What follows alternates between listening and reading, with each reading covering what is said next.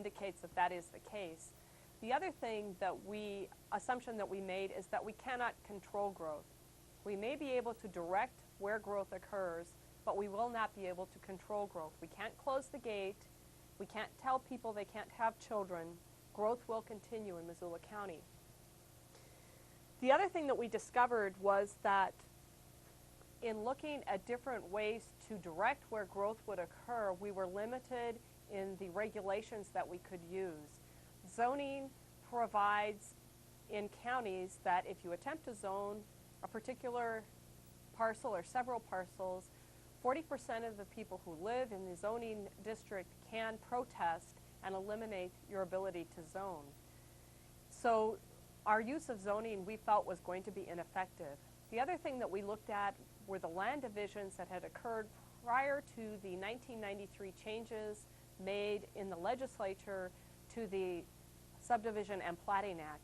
And what those changes did, among other things, was redefine what a subdivision, an exemption from subdivision review is.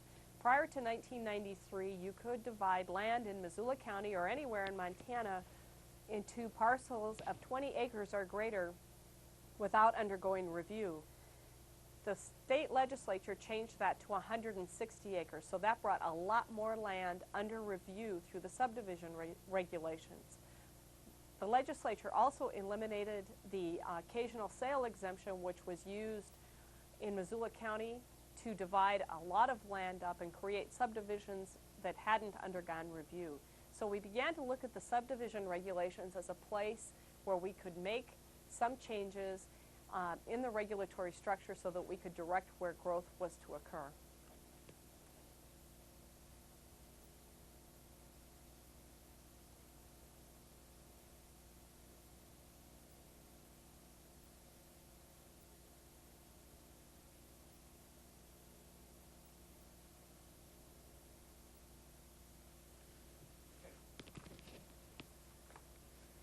This slide illustrates so the okay.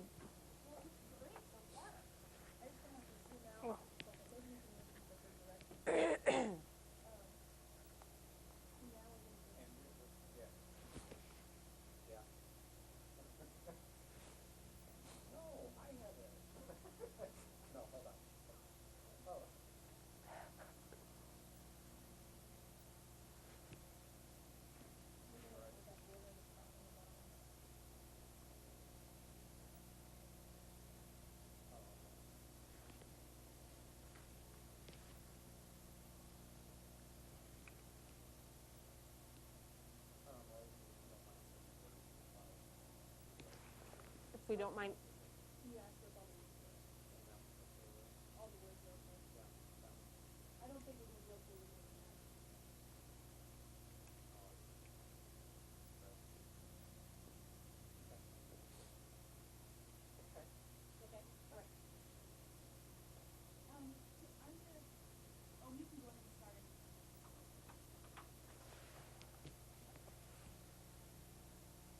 This slide illustrates the regulatory structure within Missoula County. 88.8% of Missoula County has no building permit jurisdiction or zoning regulations.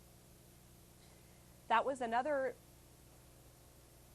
piece of information that indicated to us that zoning regulations were not going to be the place where we would make any impact in making changes in those regulations.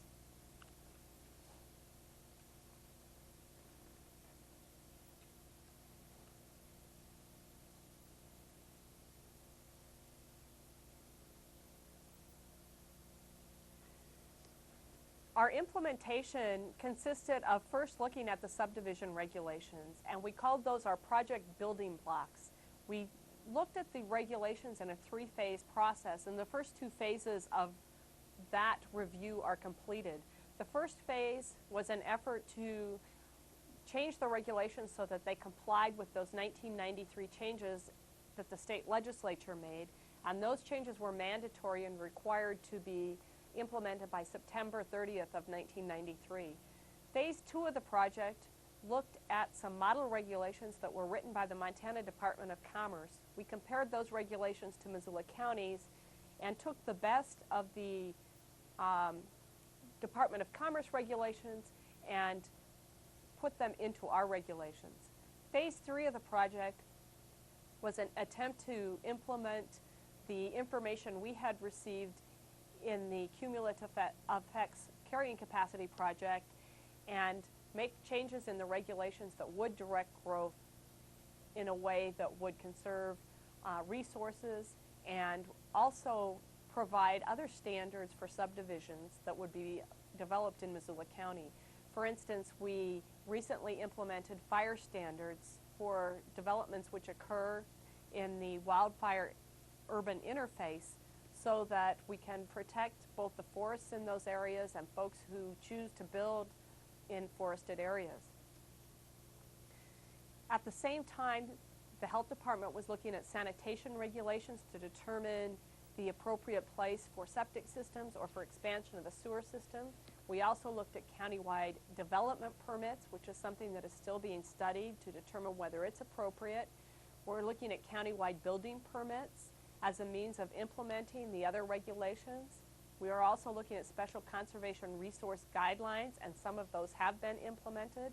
And finally, we're looking at development incentives so that when we identify those areas where development is appropriate, we can provide the developer with incentives so that he will want to develop in those areas.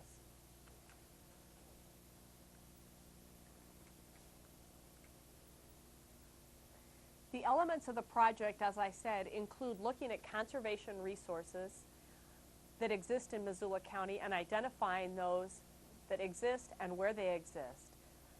Another element was to look at water quality issues and to look at air quality issues and to look at the current infrastructure to determine the carrying capacity for additional growth in Missoula County.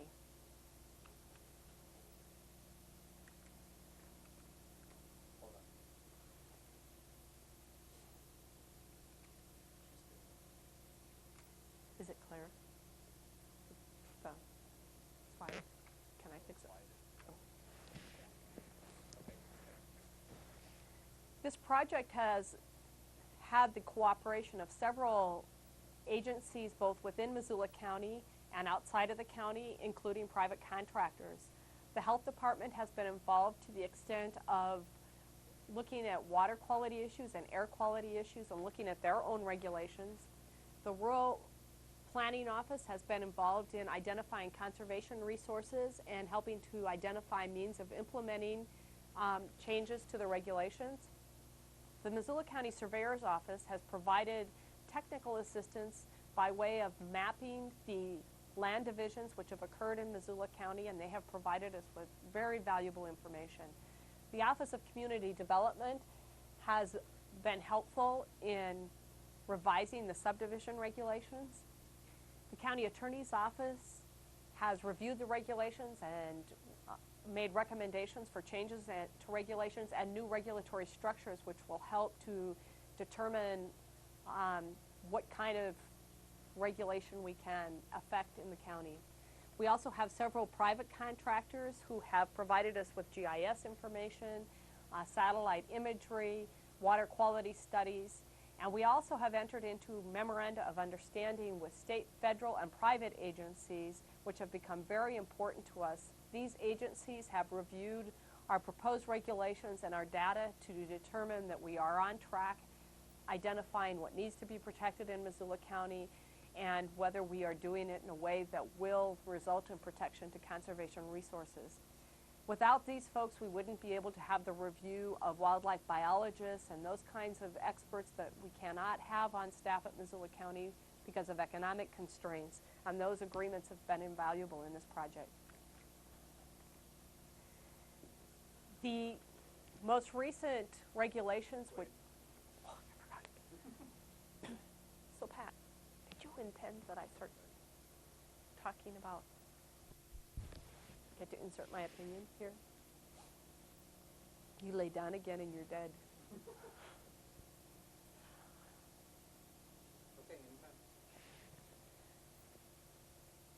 Probably the most important change that we have made to the subdivision regulations is to implement riparian standards When we were first studying what the conservation resources are in Missoula County, it was apparent that we needed to protect areas of riparian resource in Missoula County.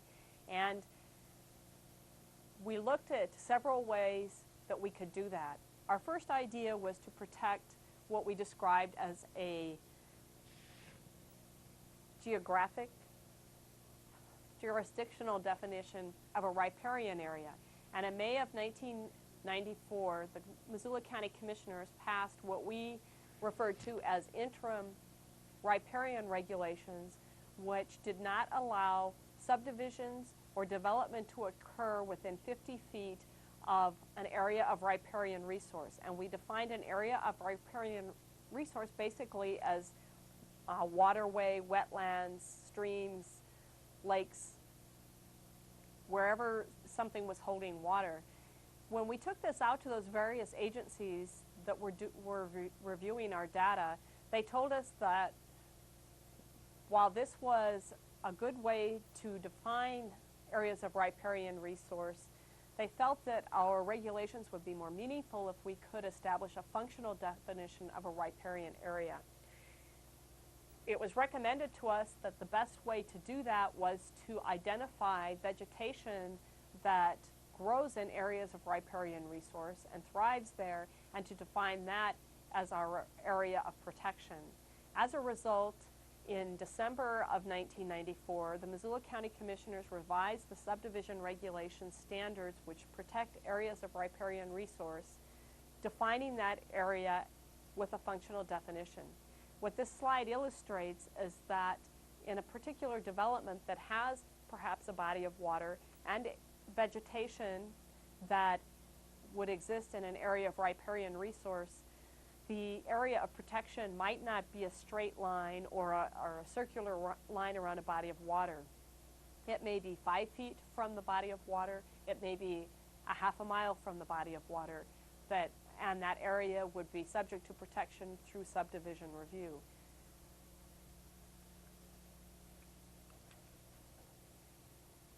This slide illustrates the importance of having a functional definition.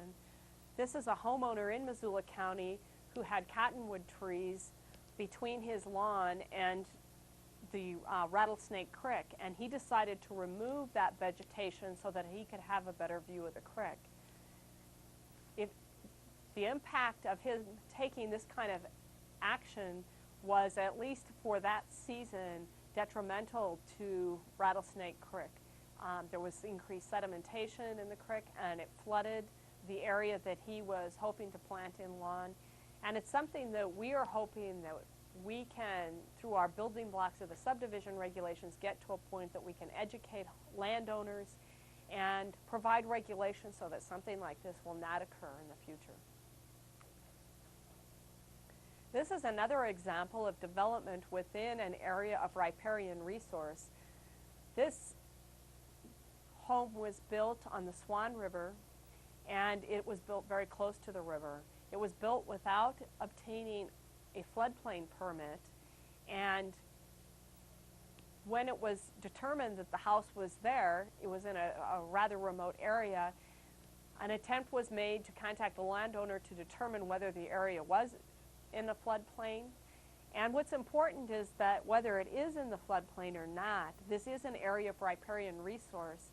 And you can see by the way the bank is cut in this slide that the house should not be this close to the river, and development should not occur in the area of the resource. And all of the other ways in which this resource functions will not be protected as a result of the development. And if we find that this area is not in the floodplain, without further regulation, this house will be able to be built and exist basically on the banks of the river.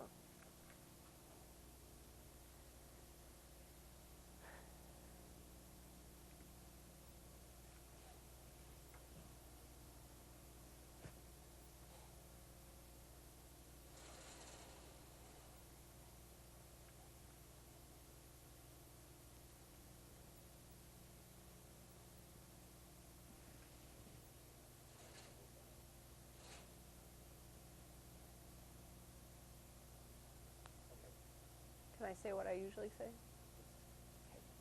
This is my last slide in my portion of the presentation, and it was originally placed in our slideshow about a year ago when we were presenting to the Audubon Society. And we were working on our riparian regulations at the time, and Pat O'Hearn let me know that there would be a slide in my part of the presentation of Canada geese. I didn't know what Canada geese were, so when we talked to Audubon, I said, gee, this looks like those ducks behind Bilo. And there were audible gasps that came from the crowd. What it is attempting to illustrate is the importance of an area of riparian resource to those guys that are floating in the river or in that wetland, who apparently are Canada geese and are not the ducks behind Bilo.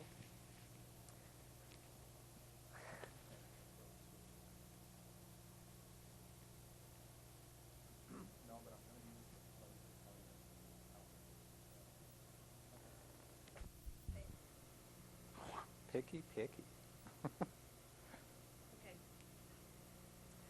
As Colleen mentioned, this slide illustrates some of the functions and values of riparian areas, not only in Missoula County, but throughout the world. And as you can see, we have both water storage here, but we also have some filtering back here in this cattail area. There is agricultural use in the back, and the cattails form a real nice buffer in terms of runoff and that sort of thing. Of course, we have waterfowl production. As Colleen mentioned, these are Canada geese, and you'll notice that 2 of these geese knew that attorneys would be using this particular slide, and they let their opinion be known. In terms of this slide being way out of whack, since it's up and down,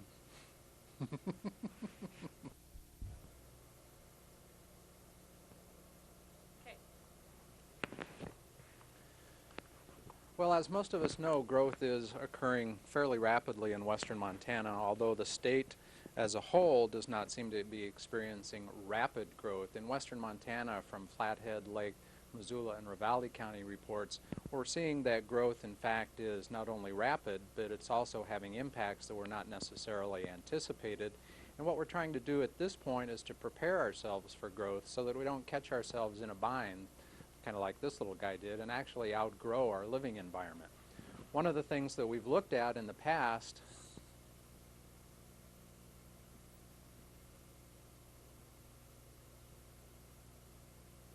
it's hard to just stop. We've looked at a number of indicators to give us some idea of what kind of rate of growth we are experiencing in Missoula County. City building permits, which are only within the city limits or within 4.5 miles of those city limits, are one indicator. And if you look at this chart, you'll notice that we had $8.3 million worth of building permits issued in 1993 in the first quarter. In the same quarter of 1994, we were up to $20.7 million. Other things that we have looked at for an indication of our rate of change in terms of population growth.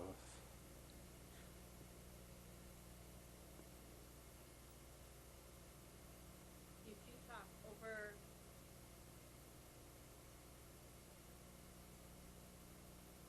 you have I'll tell him. You can't talk while the slide is changing. Because she'll miss the whole thing. Okay. I don't know why.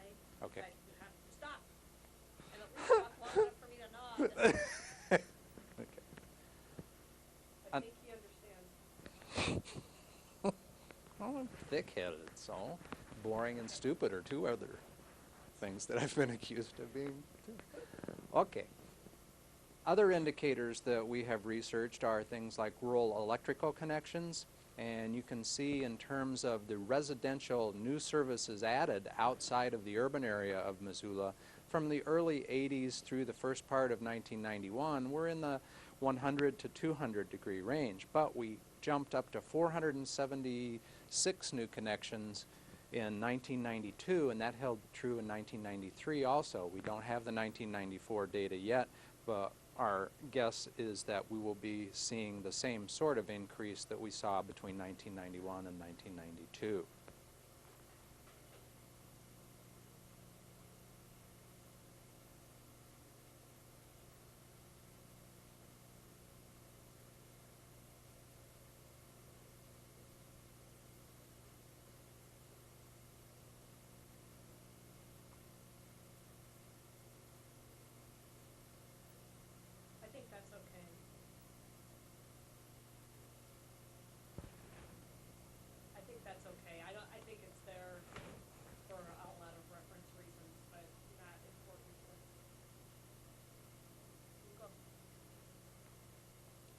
Of course, one of the most wildly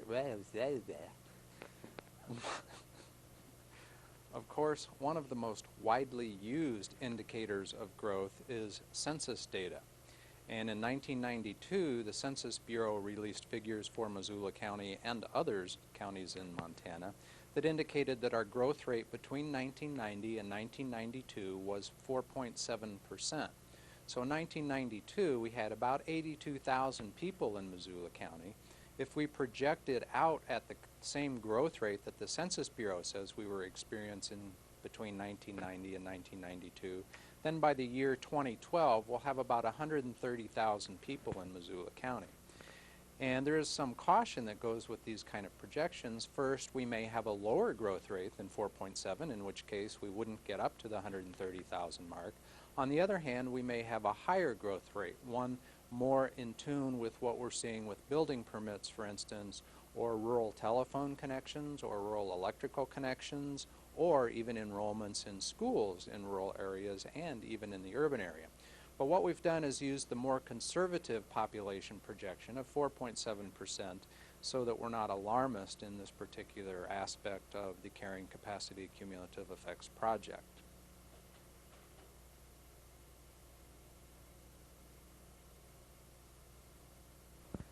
God, there's no yellow on that one at all.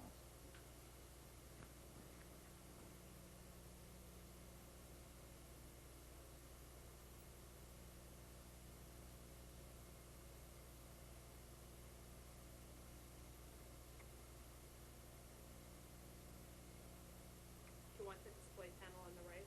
No. He says he doesn't care. I said no. So you just want the county? Correct. That's fine with him. In order to document what some of the impacts of growth are, whether they be growth rates of 4.7% or 40.7%, one of the tools that we're using is the surveyor's office and trying to map all of the different land splits that have occurred in Missoula County. But before we do that, this particular slide gives you an indication of the geographic boundaries of Missoula County and the land ownership within the county. This is the Swan Valley up in this area here.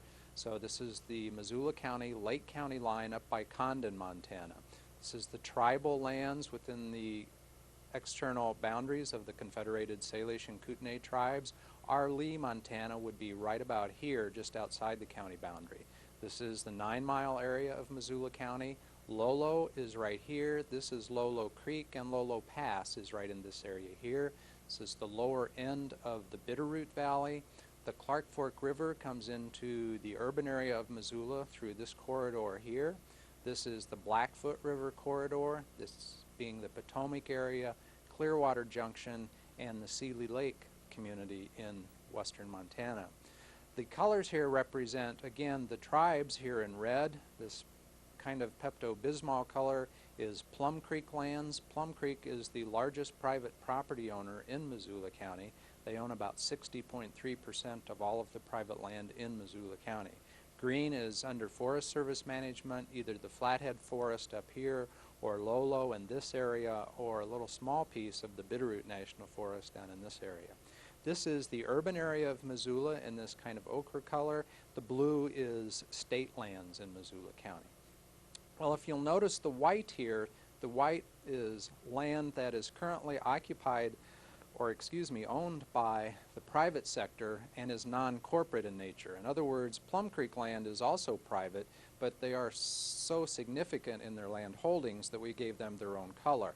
The white here is private non-corporate land in Missoula County. Well, what we've done is go to the surveyor's office and ask them if they would map for us all of the existing land divisions in Missoula County so that we can see how the private property owner in these areas might like to see the future of their land develop. When we put that information on here, we do it in teal, and as you can shoot. Okay, so we take it out. Okay, it's gonna come zoom. You just said that bad word because, you know, you are following directions. Maybe what I'll do is show you how to zoom in and out. Okay. And then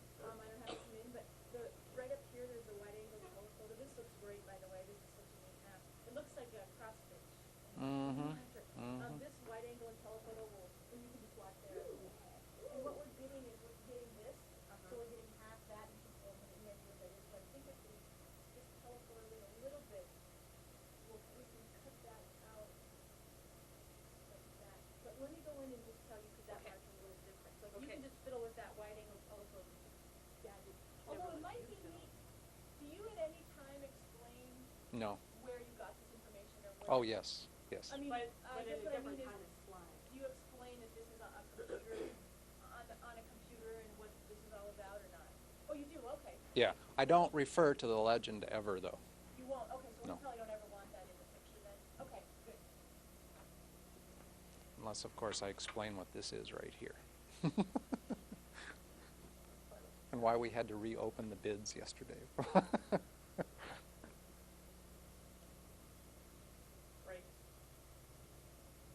Oh, did I do that? Oh, yeah, I did that.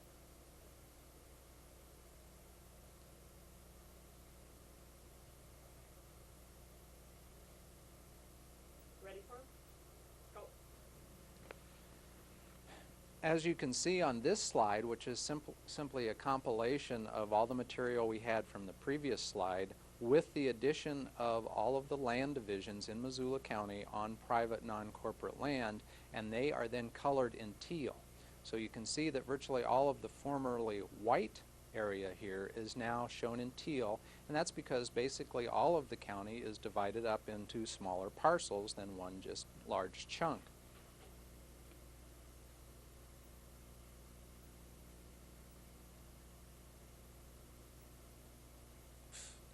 Look at the yellow. It's not, it's just zooming in on a specific area.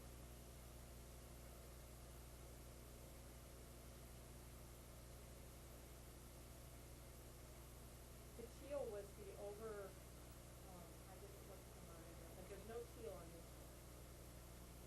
But there will be, On the next one. okay.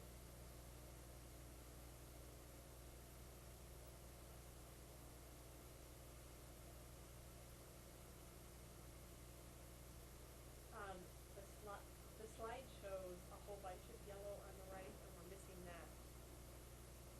Do you want the urban area in? Doesn't have to be, no. Doesn't have to. Go. We are now zooming into a smaller area of the overall county. This shows the area west of Missoula out towards Fort Missoula and the Big Flat and Blue Mountain areas. In fact, this is Blue Mountain down here at the bottom of the screen. Big Flat is up in this area. Kelly Island is right here, and we have the Clark Fork River and the Bitterroot River shown here. All of these smaller lines are little drainages that empty into the Clark Fork or the Bitterroot, and in fact this is O'Brien Creek out west of Missoula. What we're going to do next is look at all of the land divisions that have occurred out here. So basically all we're doing is taking that large county map and zooming in on a portion of it so that we can see better where some of those land divisions are occurring, what their size is, and what maybe the property owner would like to see their land look like in the future.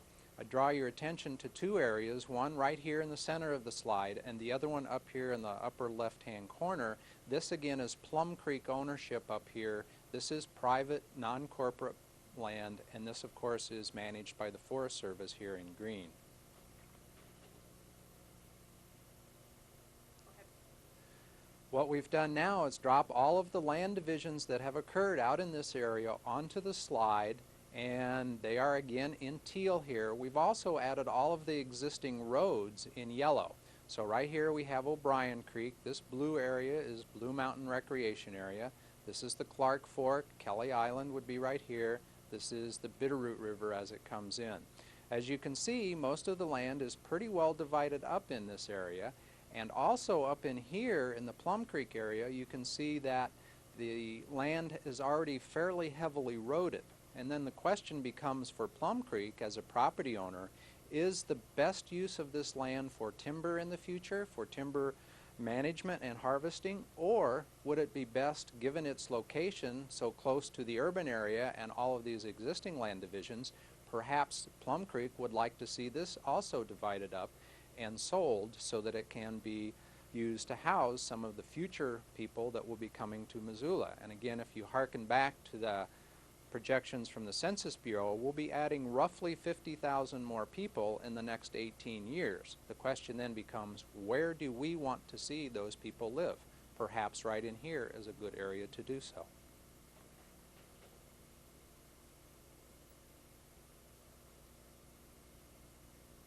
That was okay to you? Okay, cool. We're now in the 9-mile area of Missoula County. Again, private, non-corporate is shown in white. Plum Creek is this here shown under the red dot. I hope you edit that out, Andrea. I'll make sure that you do by screwing it up and starting over. We're now in the 9-mile area of Missoula County. Again, green shows forest managed lands, white is private non-corporate, and this is Plum Creek. And over here on the far right, we have a small portion of the tribal lands that are shown. Again, we're going to drop over all of the land divisions that are found in this area so you get some idea of what property owners might like to see their land look like in the very near future.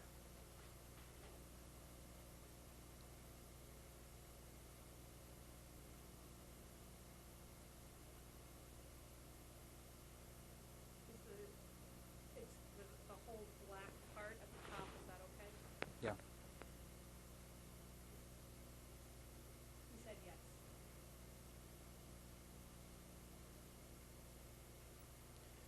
As you can see, most of the lower 9-mile is already divided up. We have some subdivisions here that are showing up in a little yellow color rather than in teal, but they show the same thing, very small parcels of land. And even if you look over in here into the land that is on the Flathead Reservation, you'll notice that it is also heavily divided up. Well, virtually any place we go to in Missoula County, we find the same sort of future for Missoula County in terms of private property and whether or not it is divided.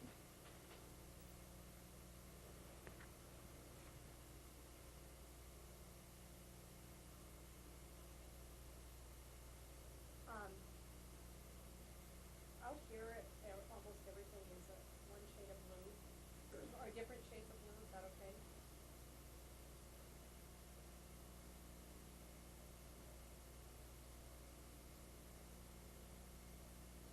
Okay. Yeah, because the purple is Plum Creek, boy, it all looks, yeah. Okay, go ahead. We are now east of the city of Missoula. This darker area is Plum Creek. The lighter blue here indicates state lands. If you would keep your eye on this half section of state land right here, it is now right here on the slide, but we've also dropped over all of the land divisions and the roads in this area. This is the Potomac Valley of Missoula County. And as you come around the major bend in the highway here, Johnsrud Park would be in this area. And as you come around the bend and you look out into this, what is currently mostly agriculture and timber, you'll see that the private property owners in the area don't necessarily think that that's what the future of the Potomac Valley will look like. And in fact, most of it is pretty heavily divided for home sites or small businesses or whatever they would like to see in the future. Stop.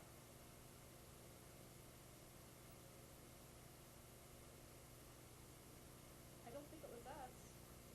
Yeah, we were just big banging. Oh. Okay, the woman on the left is Pat's wife. And the guy on the right is his friend. They went camping and Pat took his camera, and now they're in slideshows. And the moral of the story is never go camping with Pat. Do you want to put that in? You just can't see Amy and Bob as well on the tape.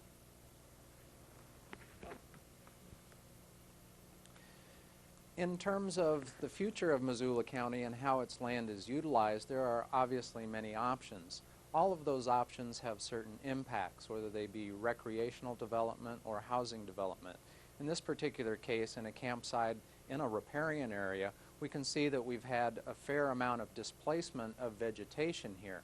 We have also had species displacement of wildlife. For instance, while elk, deer, moose, and some others formerly may have used this for forage or thermal cover or hiding cover, they no longer do so, primarily because of our presence. That doesn't mean that we can't coexist and that we can't have certain areas like this for recreation, but it does mean that we have to be very well aware of our impacts and what choices we're making. When we decide to put a campground in an area such as this, rather than a home site, we have to recognize our impacts and try to keep a cumulative total of those impacts. And that's one of the jobs of the Cumulative Effects Carrying Capacity Project.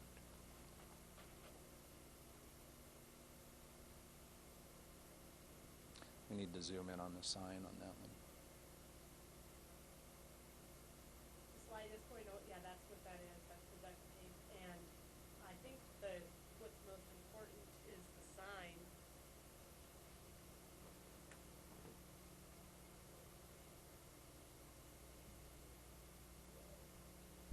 It looks great on this monitor.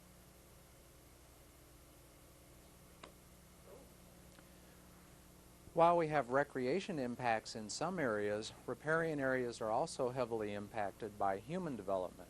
And in fact, one of the most desirable areas to live in western Montana is on either a water frontage site or on a site that has good views. And as you can see, this is in the urban area of Missoula, and what the realtor is advertising here is not necessarily what type of home, but simply that the home is in fact on the creek.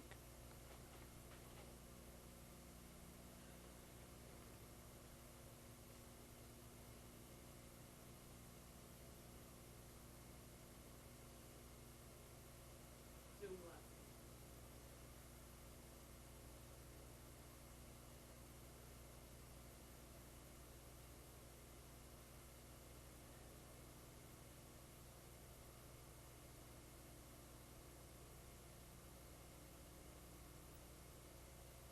Does that look okay? Mm-hmm.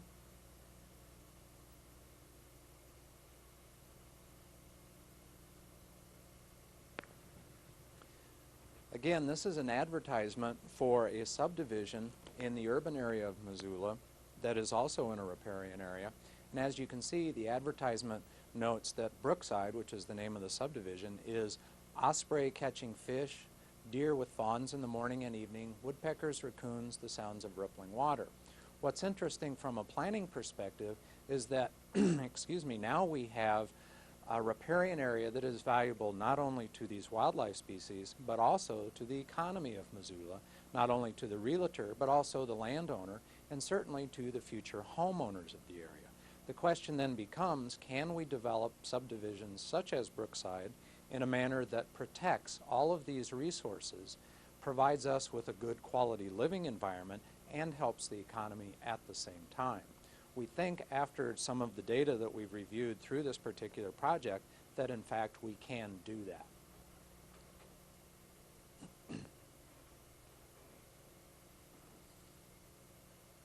He's so cute.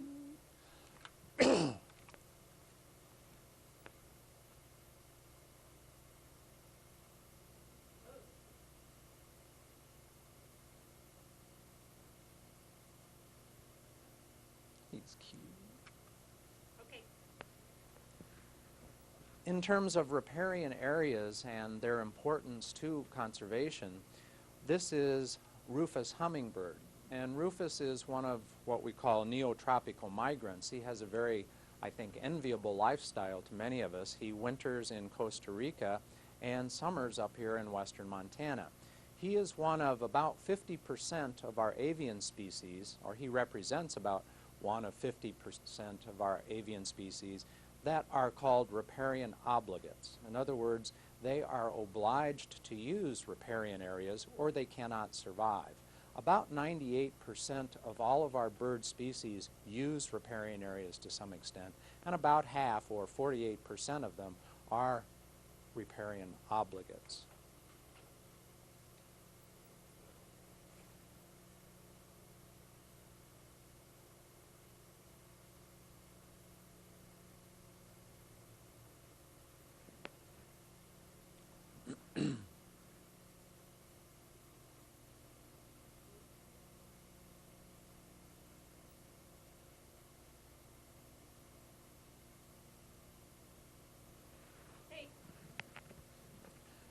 Of course, we have other species besides avian species that utilize our riparian and upland areas.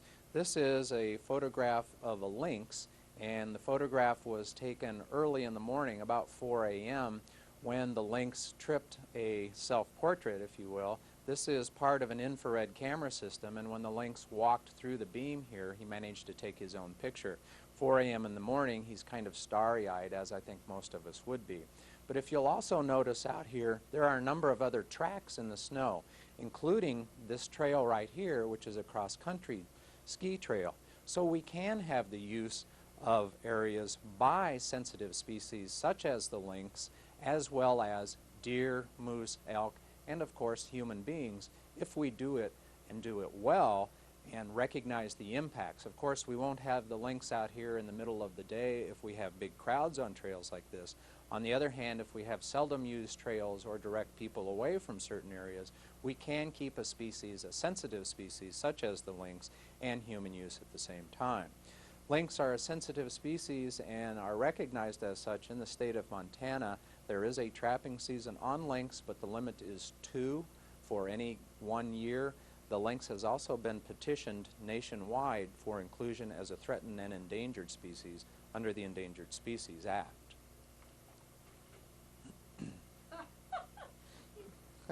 Hey, guess what? Now it is harder. Cuts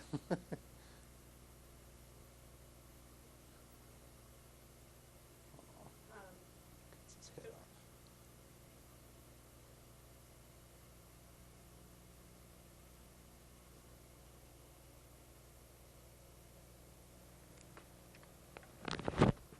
Here.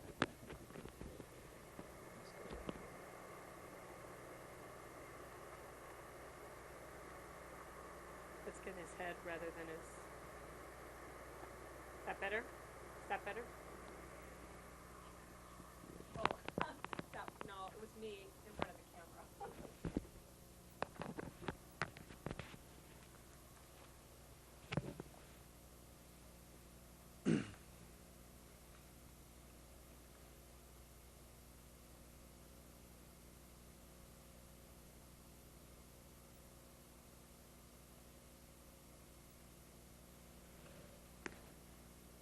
He's so cute.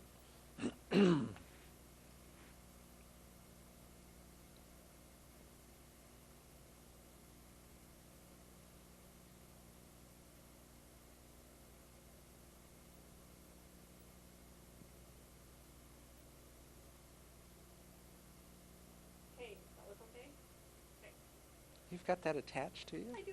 Yeah, you're getting way high-tech. Holy cow.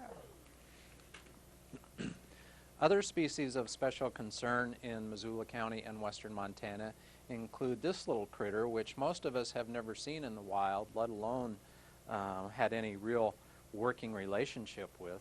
This is the fisher. And the fisher was very important to Montana's economy, particularly in the 1930s during the Depression, when it was very valuable as a fur bear.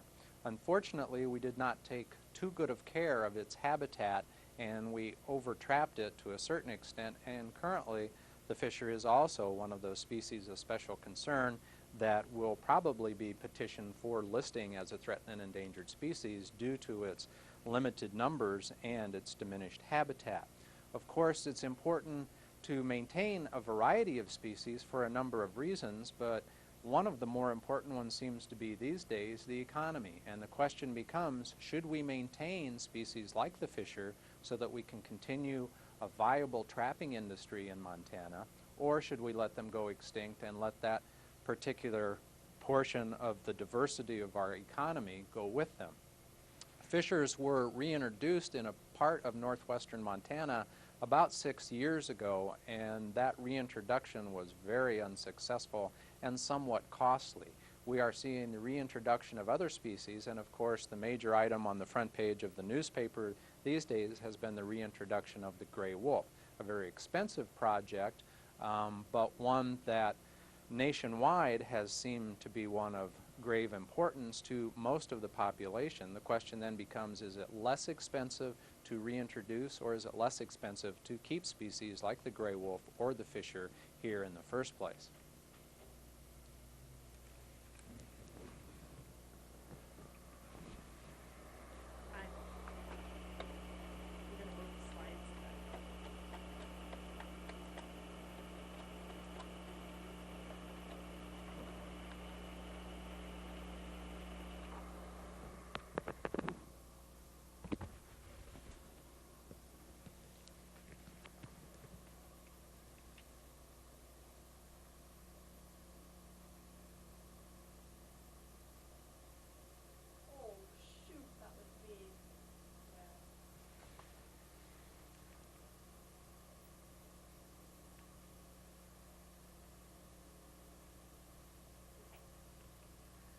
grizzly bear is one of 4 threatened and endangered species in Missoula County, the other 3 being the bald eagle, the peregrine falcon, and the gray wolf. The grizzly occupies a fairly large portion of Missoula County, and we have a viable population in part of that occupied territory. We are losing grizzly bears in some portions of the Missions and the Swan Valley, although there is a concerted effort on the part of landowners in the area in conjunction with the U.S. Fish and Wildlife Service and the Forest Service to address problems of human-bear conflict as well as trying to protect the habitat so that the bear is not lost in that area.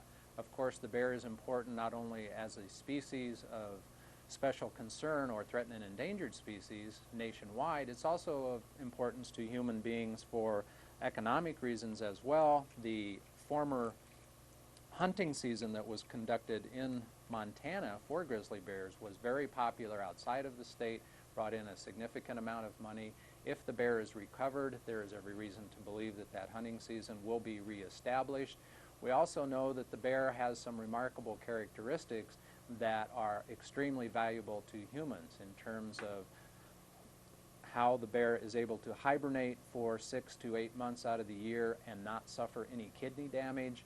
What it is able to do is maintain bone mass so it does not have problems with osteoporosis. There are a number of other things that researchers are looking into that the bear can do very successfully that we are not quite as adept at.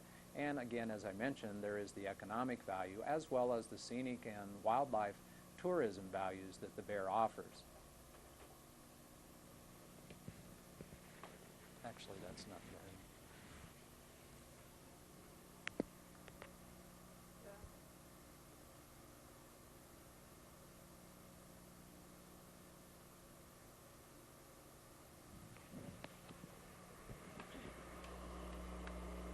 Do you want mountains? Yeah. Do you want mountains? He wants mountains. He usually uses both.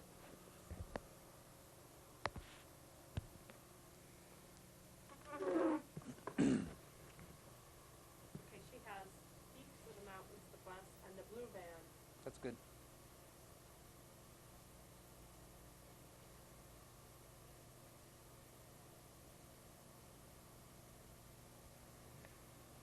So now she has a little more car. Okay. Cars. Is that okay? Yep. He's okay. Hey. Well, as much as it's interesting to look at species like fisher and rufous hummingbird and others, it's equally important to look at the human species in terms of conservation resources, cumulative effects, and carrying capacity projects. This is a slide of the Missoula urban area in the lower Rattlesnake. Interstate 90 overpass is right here. This is the lower end of the Blue Mountain Recreation Area, and up here is Lolo Peak. Of course, if we want to preserve a viable elk population, which happens to winter in this area here, or if we would like to continue recreational activities on the flanks of Lolo Peak, or if we just want to have the scenic backdrop that Lolo Peak offers for the community of Missoula, we must deal with one species in particular, and that's you and I, the human species. Where we put our schools, where we put our infrastructure in terms of roads, utilities, sewers, all of those sorts of things will determine, in fact, whether or not this elk herd survives here, whether or not this larch community right up here on the flank of Mormon Ridge, or whether or not we have a four-season destination resort on Lolo Peak.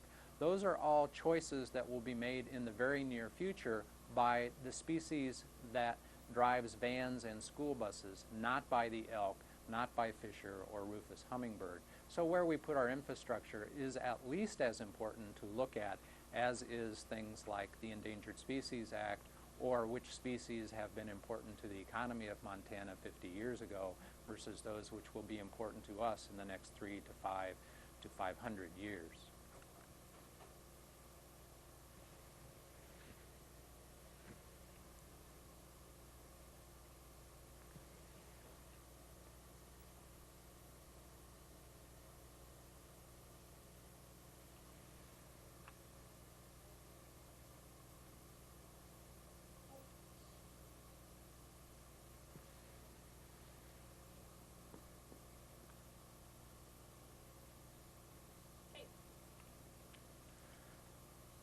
This project, as Colleen mentioned, started about 18 years ago. No, that's really wrong. And since she mentioned that, I'm here to correct her. Sorry, Andrea. As Colleen mentioned, this project started about 18 months ago, and one of the reasons why it's feasible at this time and was not feasible to do, say, 2 to 3 years ago, was simply because we didn't have the technological capability to undertake it, nor did we have the tools that the legislature provided us in 1993 when they amended the subdivision regulations. Given the fact that those regulations have been amended and that we've made great technological advances in the computer world, those two elements have allowed Missoula County to move forward with a project of this scope. And one of the tools that we're using is called a GIS, or Geographic Information System. And if you think of this computer system simply as a fancy file cabinet that has 64 file folders within it, or 64 layers of data. And each of those file folders has certain information that is particular only to that file. For instance, we may have information on the utilities in Missoula County in one file. We may have information on water or bull trout or subdivisions or agricultural uses or ownership in each in a separate file somewhere else in that file folder. Well, that's not too unique, but what we can do through the use of computers is take each of those file folders and start combining them and seeing how they start looking together, and we can use that information to project what might occur into the future. Well, GIS is not new to the world. It is fairly new to county use, and Missoula County is one of the first in the western United States to utilize it for land planning purposes. We also believe that Missoula County is extremely unique in how we are going to be using GIS in the very near future. Instead of just looking at local geographic issues, we are going to be plotting social and economic data using our GIS system, putting that sort of information into file folders, and then seeing how the social, economic, and cultural development of Missoula County impacts some of the other resources, such as conservation resources, and we'll be doing that over the next 6 to 8 months. There are a number of ways... You forgot. Jeez. That's terrible.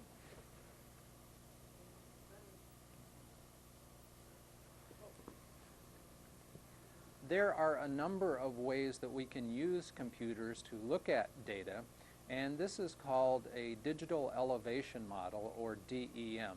And all it is simply a sampling of the Earth's surface at 30-meter intervals within Missoula County, and then building a 3D map using that information.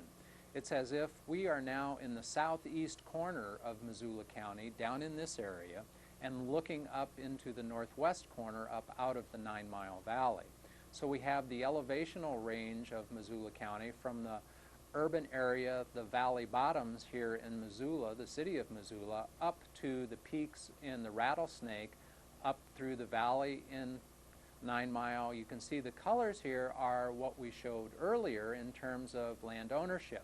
So the lighter areas are private non-corporate, Plum Creek and Forest Service managed lands are in green, with the Confederated Salish and Kootenai tribes shown in red. We also have state land in blue. If you look at the county from this view, you get a sense of how limited the area is that is relatively flat in Missoula County. And of course, most of that flat land is privately owned. It is not controlled by state or federal agencies.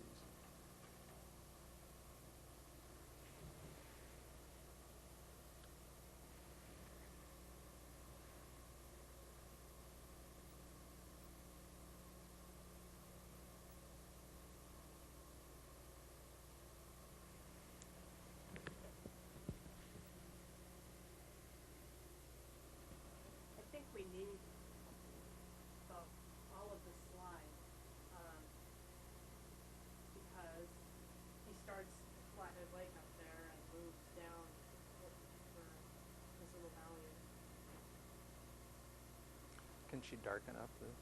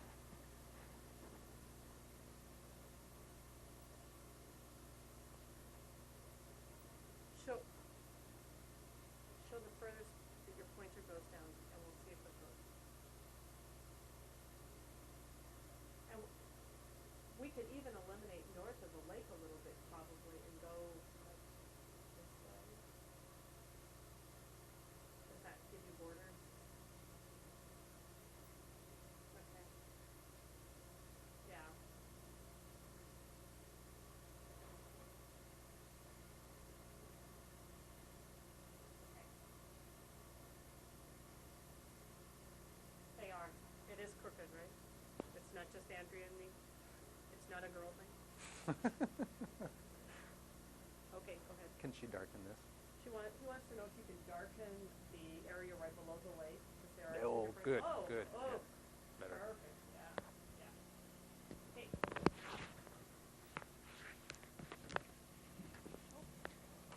Some of the technology that has been available to us for a number of years is now available to us to use in a much different manner.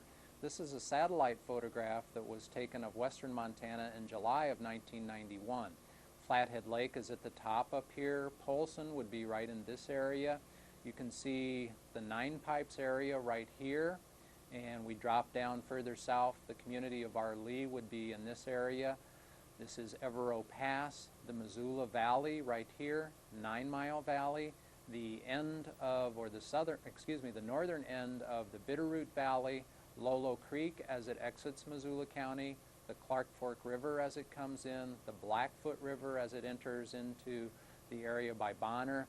These are the Mission Mountains in this area, the Swan Valley here, Condon, Montana, and the northern boundary of Missoula County is right in this area. And this, of course, is the Bob Marshall Wilderness Complex. Seeley Lake would be right about here, and again, the Missoula Valley and the urban area is right in this area. Well, what we've done is taken the last slide, that digital elevation model, and combined it with satellite coverage, and we have the next slide that you'll see. Ooh. Gotta back it up.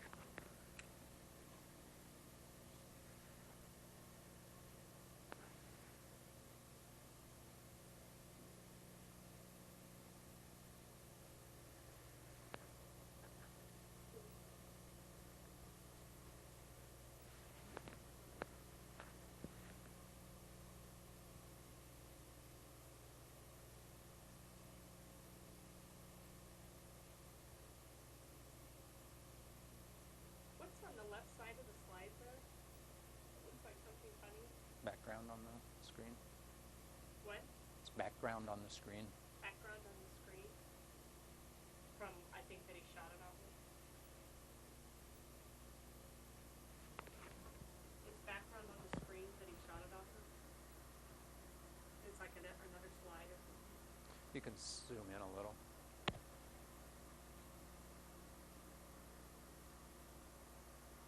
That's good.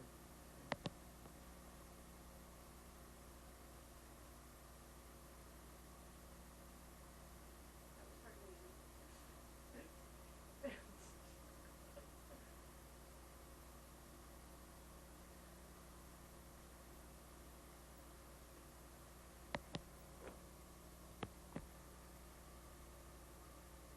Voila.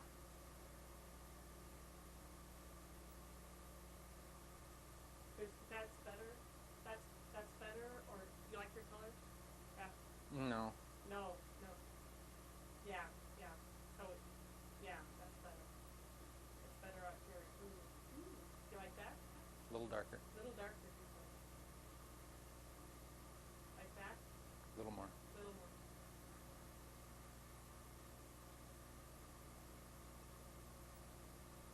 It's Okay.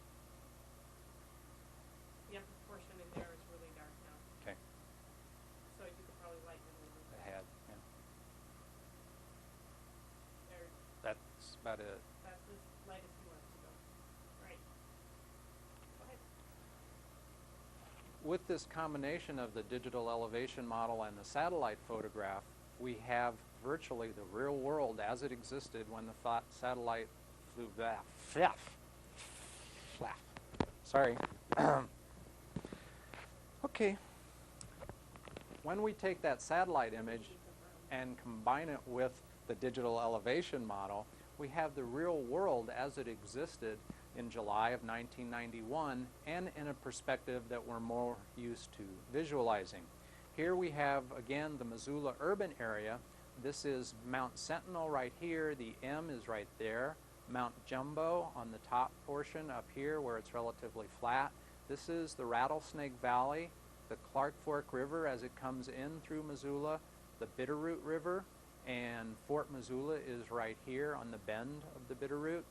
This is Grant Creek, Butler Creek, and Highway 93 as it goes up to Evero Hill, which is right here, the community of Arlee in the background. This line that you see going through here is a utility corridor, and it houses, among other things, the Yellowstone pipeline. Most of us have seen information in the not too distant past about Yellowstone Pipeline's desire to maintain that corridor through the Flathead Reservation.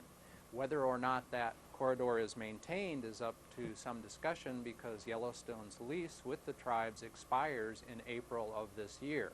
The question then becomes, where do we want to see the pipeline go? Should it stay in its same corridor here and through the reservation, or should it be put along Interstate 90 and go out perhaps up the 9 Mile or somewhere in that area? That certainly is a growth issue because as we get our next 50,000 people, and remember that's the conservative projection for the next 18 years, when we add those 50,000 people, where would you like to see them go? Should they go into the rattlesnake drainage of Missoula County, or perhaps up Grant Creek, perhaps in Butler Creek, maybe on the hillsides in between, maybe on Waterworks Hill, or over in the South Hills, out by the fort? Obviously, the community has spoken in terms of development of fort lands and would not like to see those people move into an area such as the fort, but the question then is, where should we put those next 50,000 people?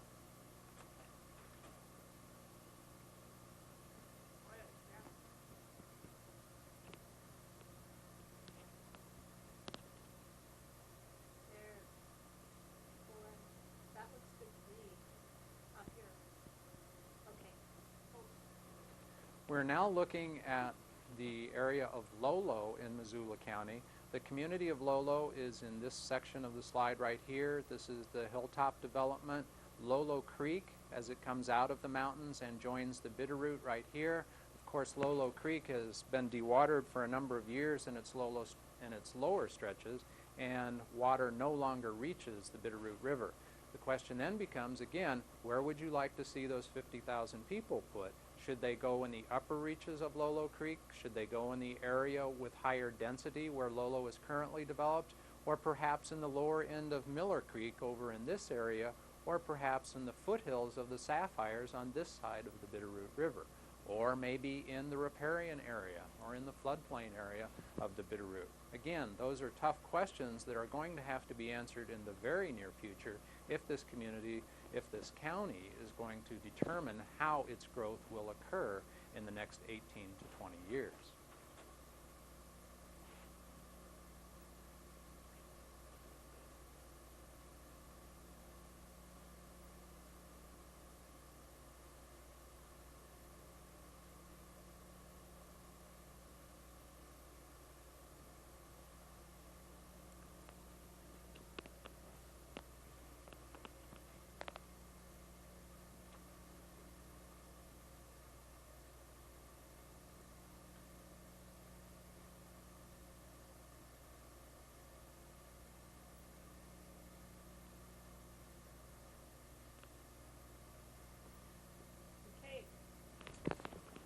We are now above the community of Arlee in Lake County, looking south into Missoula County.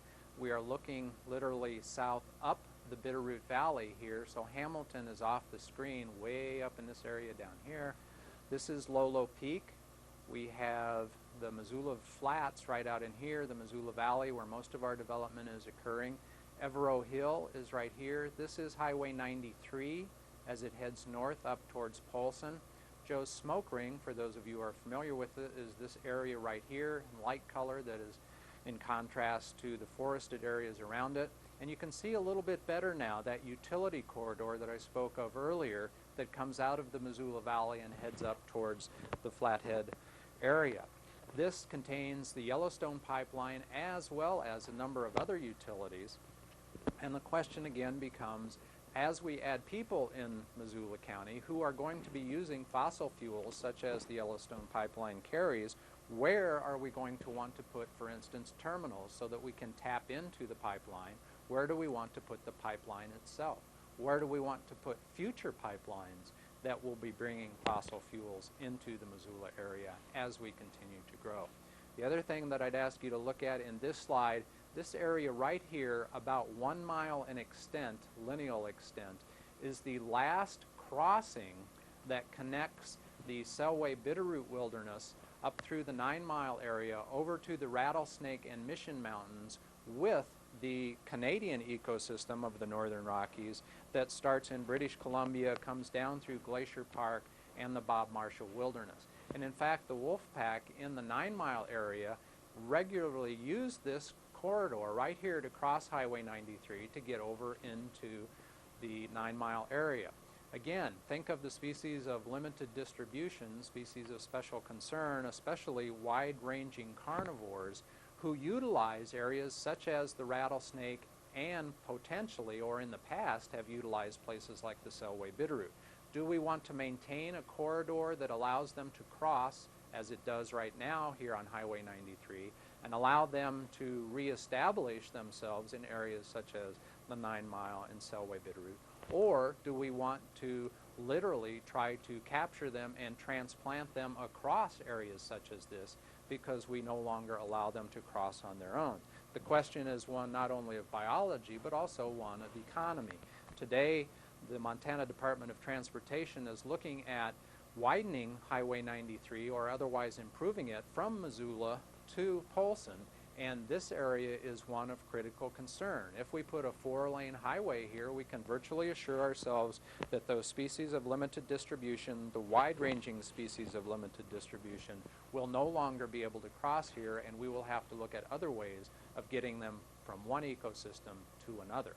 A tough question to face because it involves things like human safety as well as biological diversity in Missoula County.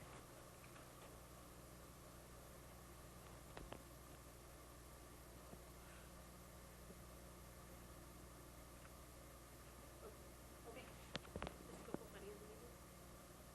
Oh. Break? Would you do mine too? Oh, yeah. Thanks. Yes, right there. It's a little blue Toyota with a big black dog in it. Oh, okay. Hang on a second. I forgot this.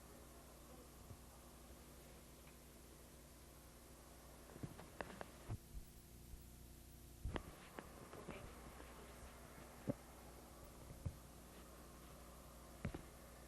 Okay, you can start at any time.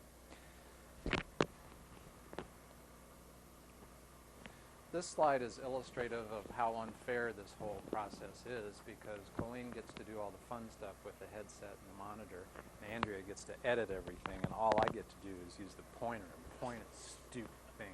And I don't think it's fair at all, and it's probably some sort of... the pointer's cool. You notice he never lets me use the pointer. He's afraid I will hurt him. Fine. You guys, Control. you're just... I knew that. It's discrimination all the way through.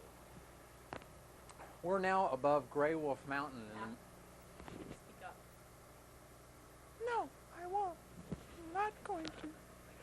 We're now above Gray Wolf Mountain in the Mission Mountains of Missoula County. We're looking to the east towards the Bob Marshall Wilderness area. This is the Swan Front, Holland Lake here, Lindbergh Lake. You can see Lindbergh Lake Road, and Highway 83 as it goes up north through the Swan Valley.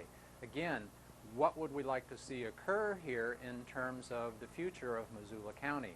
Past land uses, as you can see, have included timber harvest, and in fact the Swan Valley is one of our best timber producing regions in western Montana. Certainly in Missoula County it is our best timber producing region. The question then becomes, should we keep it in timber production? Or should we as a society decide that, well, no, let's put some of those 50,000 people that will be moving here in the next 18 years into the Swan? And in fact, we could put communities very much like Stevensville or Florence or Victor or any of those sites in the Swan Valley just as easily as they were put into the Bitterroot. Question becomes one of choices. Also, when we make those choices, we will not only be deciding between timber and subdivisions, we'll be deciding between the future of tourism and wildlife in the Swan versus the future of economic enterprises such as retail sales and hardware stores and coffee shops and that sort of thing. This linkage area between the Mission Mountains on the south side of Lindbergh Lake and the Bob Marshall Wilderness is the most critical linkage corridor for wide-ranging species of limited distribution in northern North America in terms of movement from British Columbia down through Glacier, the Bob Marshall, and over into the Mission. In fact, this is the best linkage for the grizzly bear that is currently left in western Montana that will allow it to reestablish itself without a great deal of economic investment on our part. So again, what do we want to do in the future in the Swan Valley? What do people who live there want to do? What do the corporations that are based outside of Montana want to do? And what will future residents want to do in the Swan?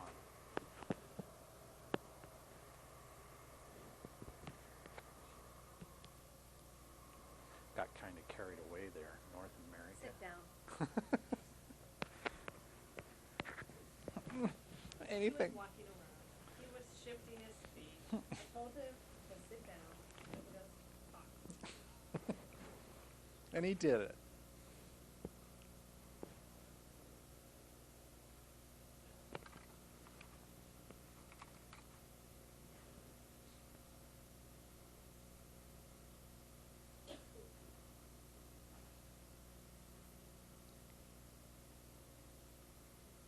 Okay, go back.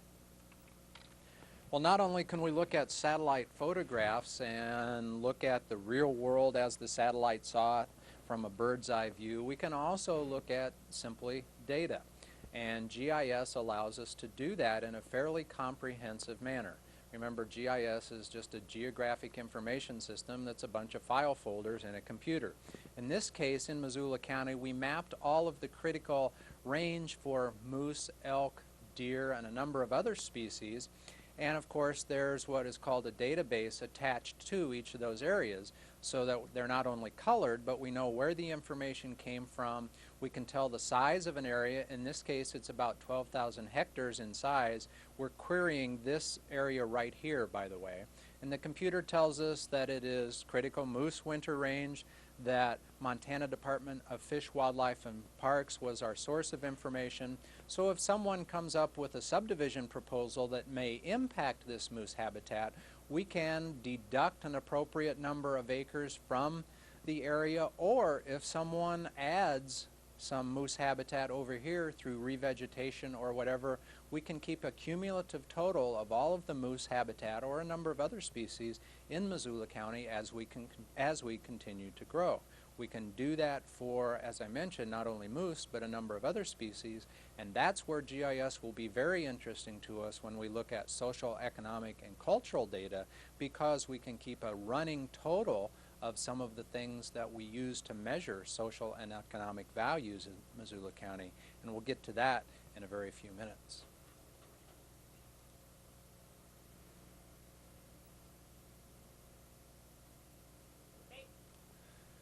One of the other file folders is simply what's called a hydrographic file folder. This is information that shows where all of the drainage areas in Missoula County currently are. And that includes things that will carry water in, say, a 500-year flood event, or things that have water in them on a daily basis, such as the Bitterroot River, which is right here, or the Clark Fork, which joins the Bitterroot.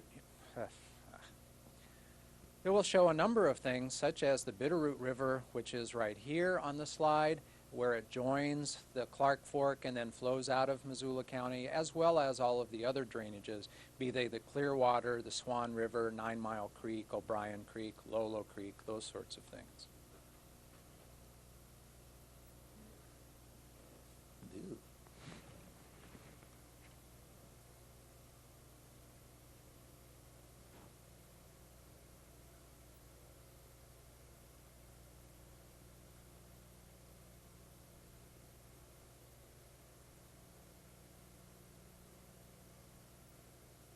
How about the color?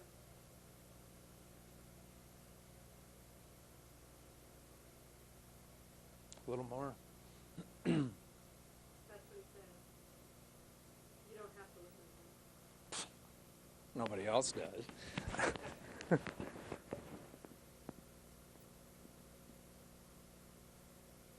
How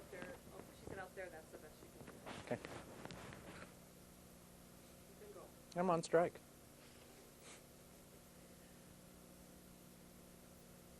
No. You can go in there and look at it if you want. Otherwise, you need the goddamn microphone. And I'll finish the Oh, sure. Oh, for once she wants to do it herself, finally. We're back now to a digital elevation model, and again, it's just a relief model of a portion of Missoula County. We have elevation shown here, and again, it's as if the sun were in the southeast corner of Missoula County, shining up towards the southwest corner. This is Hellgate Canyon. So the darker portions here are shaded. The lighter portions would be in sun. So this is the top of Mount Jumbo. This is the north-facing side of Hellgate Canyon, the north-facing side of Mount Sentinel. This is the fire road that crosses the front of Mount Sentinel, so the M would be here. This is the urban area. You can see all of the roads in red, and the area out towards Big Flat and Frenchtown and up towards 9 Mile. Again, all we have here is a couple of file folders that are combined, but what's interesting now is what we can start doing with the information as we combine it in terms of elevation and slope and how much sunshine an area gets versus where the roads are, where the services are, and how we can best access a site.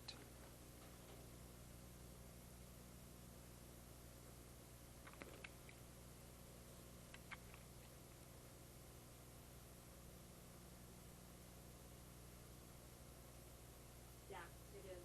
So I can move it, not very much.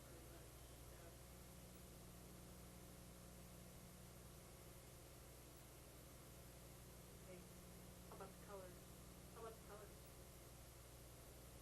That's good.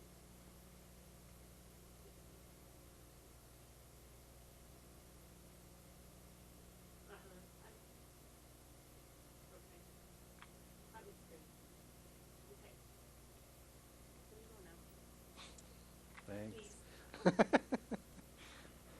What we've done is taken that digital elevation model and the information there and converted it from a 3D model into one that's 2D, and these white lines are simply lines of equal elevation or contour lines.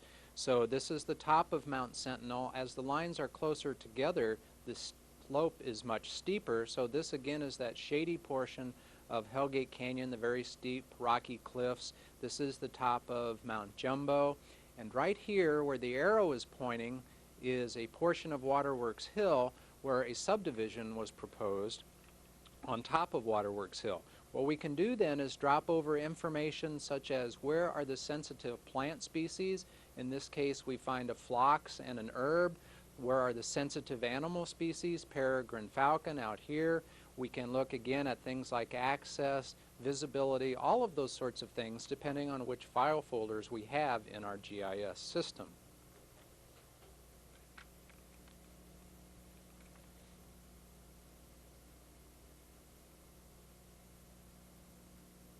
That looks good out here. Okay.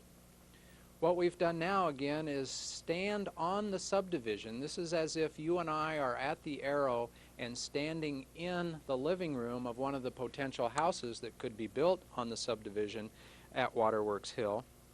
And what we've done is ask the computer to color in green everything that we can see from our living room window. So this is basically the view that we would have were we to build a house and live in it up here on Waterworks Hill.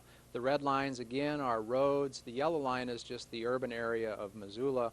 But the most important thing to look at here again is the green. That's how much we would see if we were in the living room on this particular site. We can see out past the airport, up towards Lolo, back up towards Marshall Grade in that area.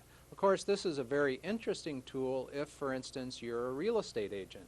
Instead of taking an individual out to every house site to see what you could see from that particular spot, you could simply sit in your office, pull up the information on the computer, and show a customer what is out there. Of course, the reverse is true also. This is kind of a double-edged sword. The next slide is going to show us how we can use the information in a much different way.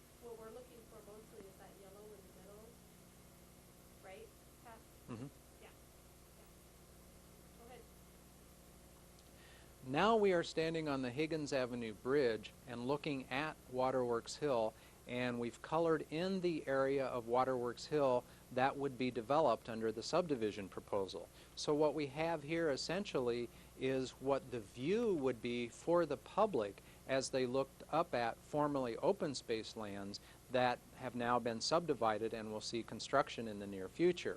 This, as I mentioned, is a double-edged sword, because what we have now is an environmental community that can use GIS to say, no, we don't want to see any type of development in a particular area because it impacts our view, our surrounding views that are very important to the quality of life in Missoula County, just as the GIS tool can be used by the development community to show potential buyers where they might best get the best view.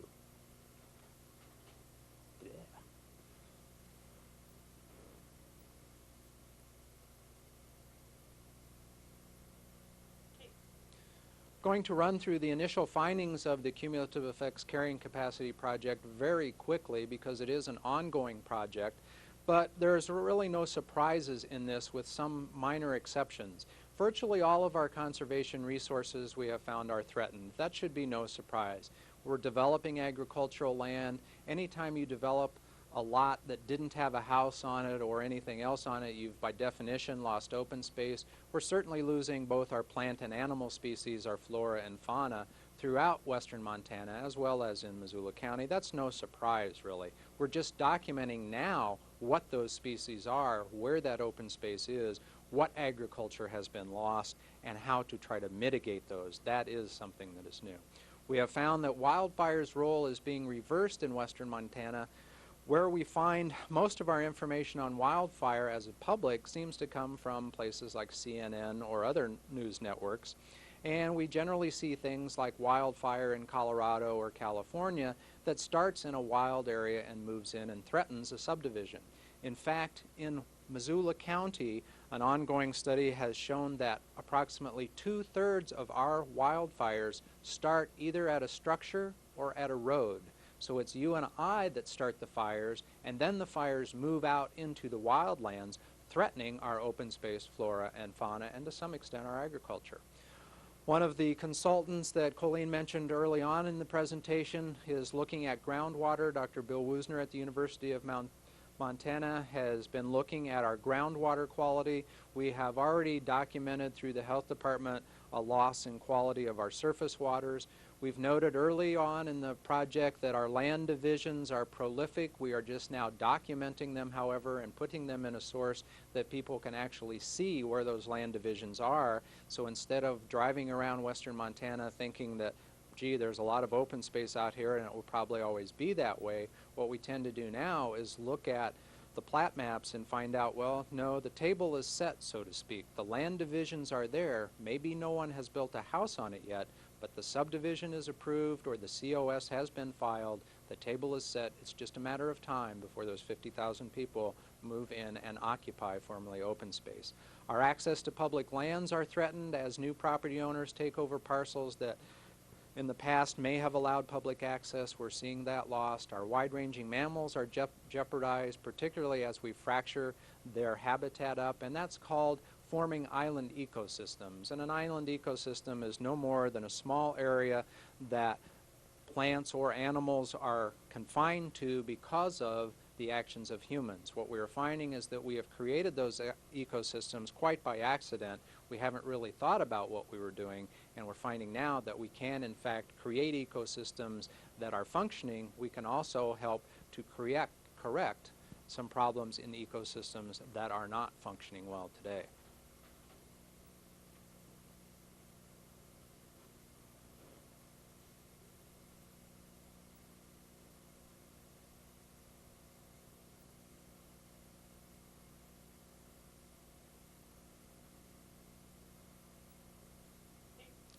In terms of where the demand is, as we've mentioned early on, riparian areas are very popular. This is an advertisement for a 1-acre lot up by Condon, Montana that's $39.9 for 1 acre on the Swan River, no improvements. Compare that to the demand for a 1-acre lot out west of the airport that has the Y close to it, the interstate, rail transportation, all of those sorts of utilities and infrastructure, it only goes for 17.9 versus the 39.9 up in Swan.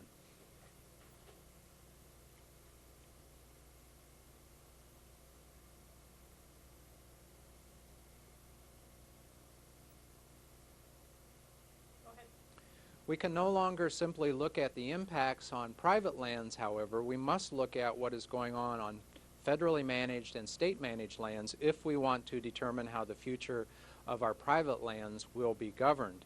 In terms of what has happened on federal land, as we all know, there has been a drastic decrease in the amount of timber that is removed from federal land in the western United States. Whether or not that's justified really is not pertinent to this particular project, but what is pertinent is that by lowering the amount of timber that comes off of federal land, we have driven up the amount of timber that comes off of private land. This slide shows a 50-lot subdivision in the Swan Valley of Montana, and this particular site is 1 acre in size, and this individual was able to get 2 logging truckloads worth of timber off of that 1 acre site. The question then becomes, was there any sort of impact analysis done, or was this simply done by a private property owner under existing private property rights that allows him or her to sell timber like this? We now know that this sort of use can have major impacts on a number of species that are managed at the state level. The question becomes, how do we want to try to, or do we even want to try to, come to some sort of an agreement in terms of how we manage our federal and state lands versus how we manage our private lands?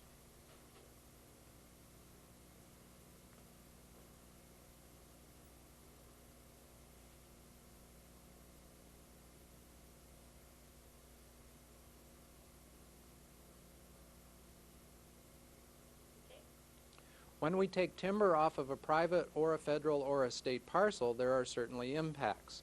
In terms of private land, we have looked at our riparian areas, and areas that we defined as riparian basically within a jurisdictional definition. We found that 91% of all of our riparian lands in Missoula County have already been divided in the plat books or are within a half a mile of such a division. However, 99% of all of our riparian lands in Missoula County already have a road on them or have a road within a half a mile of them. This told us that what agencies were telling us for the last year was in fact very accurate, that the one conservation resource that was being threatened was our riparian areas. Our riparian areas are areas of riparian resource that address things like water quantity and water quality, livestock forage, big game forage, avian species habitat, travel corridors, a number of different resources that are extremely valuable, and as all those agencies told us, those resources are dwindling quickly. That's why the county commissioners, as Colleen mentioned, adopted emergency interim measures last spring and went to full-fledged protection this December to try to protect what we currently have in riparian resources.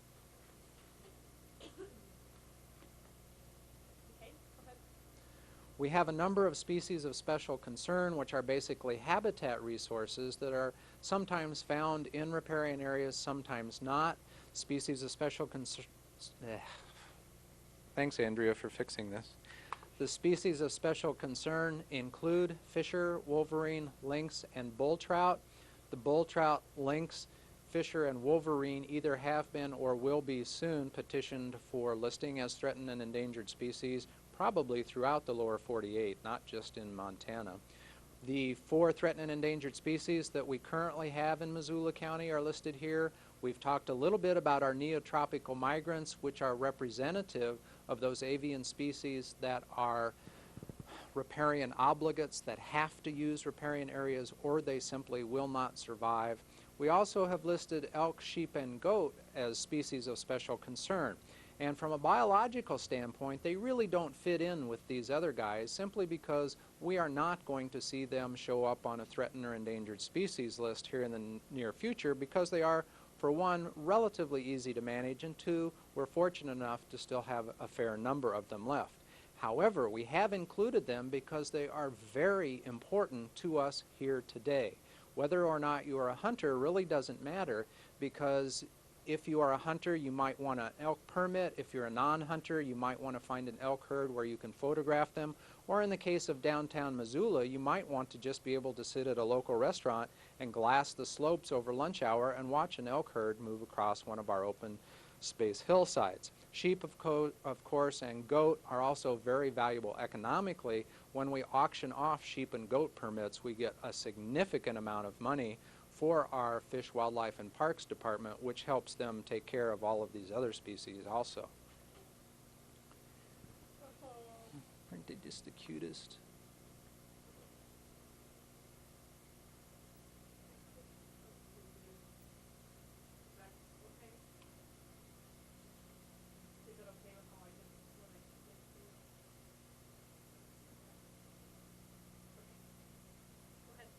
We know, of course, that it's important not only to take care of existing populations, but also future populations, not only of wildlife, but of human species also.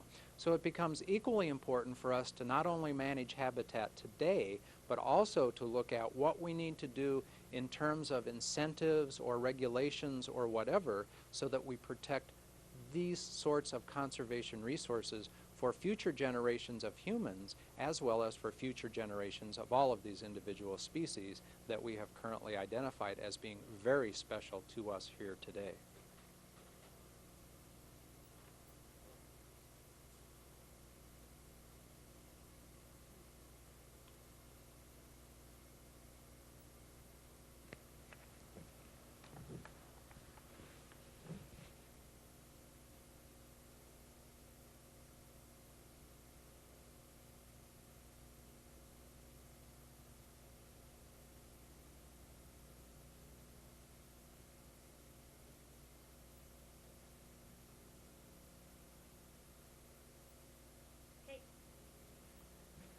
The Missoula County Commissioners have adopted certain goals that will help us in the near future develop those incentives and regulations.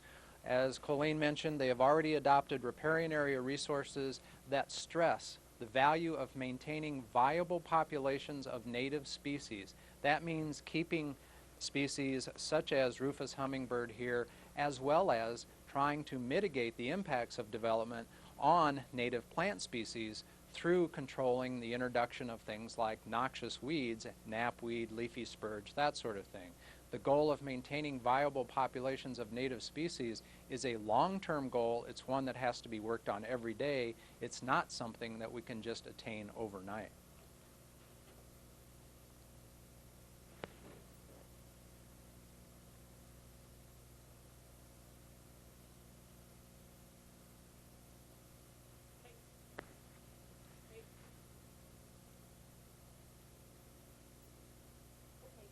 In terms of the county's ability to attain such a goal, it would not be possible if we did not have the cooperation of a number of different agencies. Not only do we have the private sector involved in this sort of an opportunity and a challenge, but we also have the Montana Department of Fish, Wildlife, and Parks, both Regions 1 and 2 in Kalispell and Missoula assisting us, the Confederated Tribes of the, okay. I need more brownies with chocolate. We also have the Confederated Salish and Kootenai Tribes of the Flathead Reservation that have entered into a memorandum of understanding with us, as well as the Lolo Forest and the Flathead National Forests that have been very willing to share their expertise with us. We have a memorandum of understanding with the United States Fish and Wildlife Service. All of these entities provide us with expertise that Missoula County taxpayers could never afford on their own. We have hydrologists, soil scientists, wildlife biologists, botanists, sociologists, economists, all of those types of professionals that Missoula County could certainly not afford to keep on staff have been extremely helpful to us in this project and have committed to helping us in the near future to make sure that we keep our options open for the future, to make sure that our quality of life, our economic and social fabric stays intact so that we can continue to live and recreate here in western Montana. We have approached other agencies to enter into memorandums of understanding. Currently, we are trying to convince Plum Creek Timber that it would be mutually beneficial to formally enter into such an agreement. They have declined to do so at this point. However, we need to add that they have been extremely cooperative in a voluntary sense in terms of providing us with information and input from their perspective on how they would like to see their lands managed well into the future.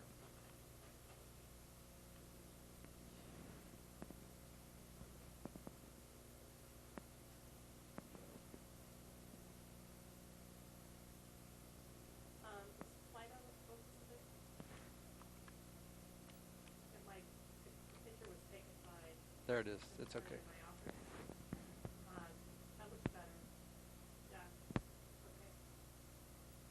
Okay. This doesn't mean that we won't have conflicts in the future simply because we have cooperative understandings with a number of state and federal agencies, or with private agencies for that matter. What it does mean is that we can work together to try to mitigate the impacts of growth in Missoula County. Not all of those impacts can be mitigated. Not all of those impacts are in fact originating in Missoula County. This is obviously a little black bear, and one of the agencies that we have dealt with for a number of years has pointed out the continuing conflicts between black bear and human development. When a bear such as this is attracted to human development and finds a reward, typically it becomes what is known as habituated or conditioned to humans. It then becomes threatening when it shows up when there are small children in the yard. Fish, Wildlife, and Parks is called to relocate the animal. Typically, relocation is very unsuccessful, and as a result, the bear just gets in trouble in a neighborhood, in another neighborhood, and generally is removed from the population. That is the immediate impact from growth in Missoula County. There is, however, a much more, I think, threatening impact in terms of our wildlife resources. Current estimates are that there are 1 billion with a B, potential customers for our North American wildlife, including the North American black bear.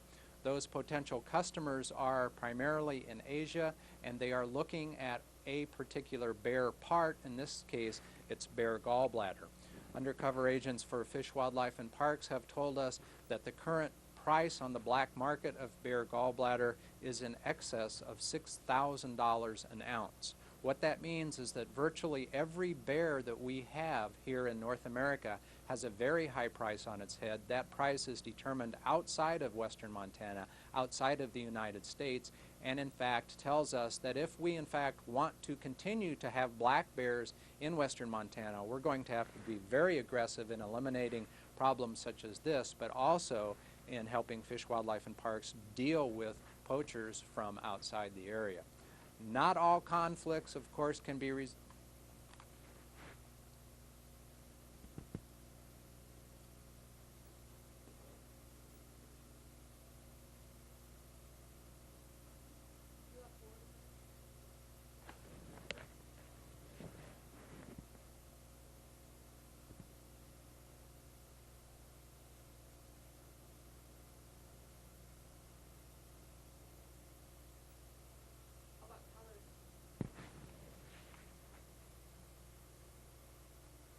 there. I was thinking of lightning. Not all conflicts are so difficult or worldwide in nature. Some of them are somewhat easily resolved, although the resolution may not be acceptable to all of us, and some of you may not want to see the slide that follows this one, so monitor the change carefully here. This is the mountain lion, of course. This is Mom here and her 3 kittens, using the term loosely. This again is a remote camera that shot this particular family unit. For most of us, white-tailed deer are an innocuous wildlife species that we like to watch. Some of us even go as far as putting salt blocks out or wildlife blocks or whatever to attract white-tailed deer to our neighborhoods. When we do that, we are essentially attracting a prey species into a human environment. When you attract a prey species to your house, you are also attracting the animals that utilize that species as their food source. In this case, when we bring in white-tailed deer with a salt block, by definition, we also bring in their predators, and mountain lions are one of those predators. Mountain lions are known to attack small children in some cases, and in fact, we generally have documented cases of that sort of thing happening on a yearly basis throughout western Montana, including Missoula County. Again, if you are a bit squeamish of heart, you may not want to see this next slide.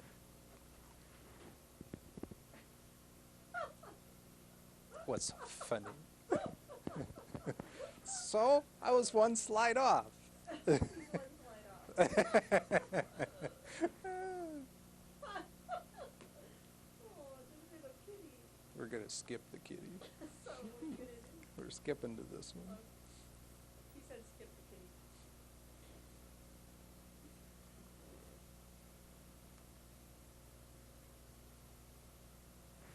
the kitty. So I forgot one.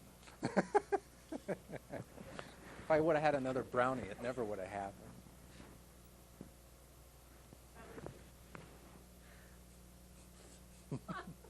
Oh, hardy, hardy.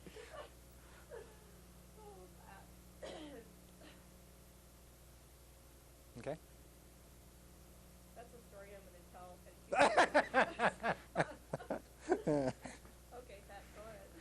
Oh, God, and it's on tape, too.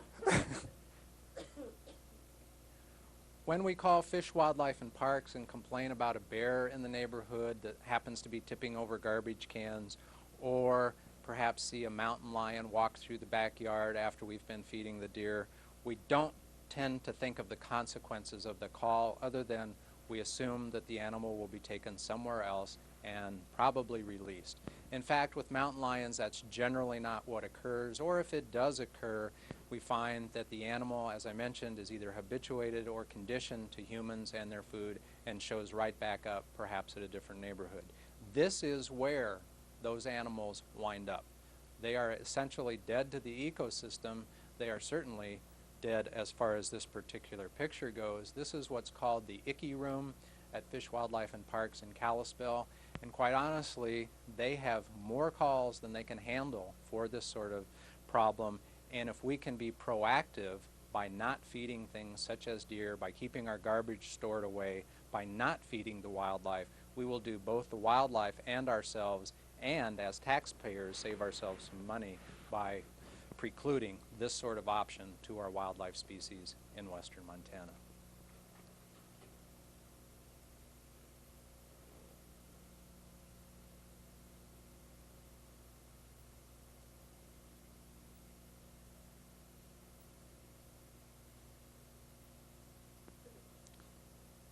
Can it be closer?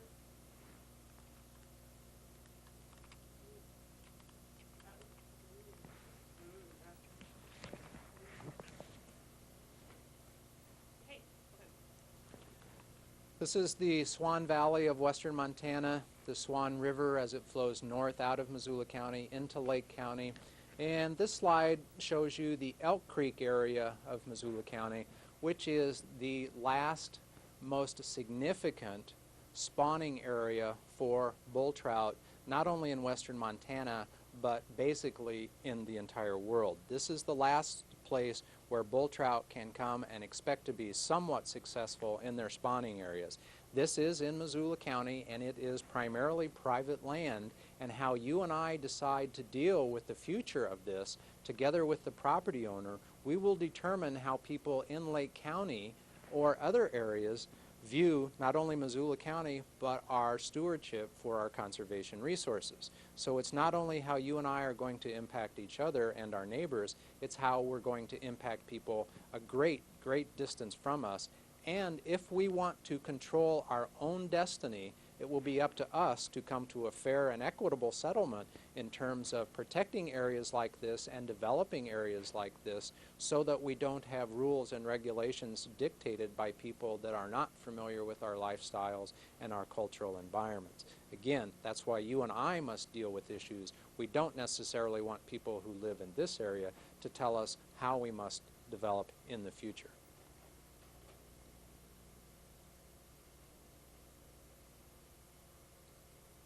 The bottom is blurry. Can you focus? No, because it's It's focused right here. It's not focused there. It's the way it is.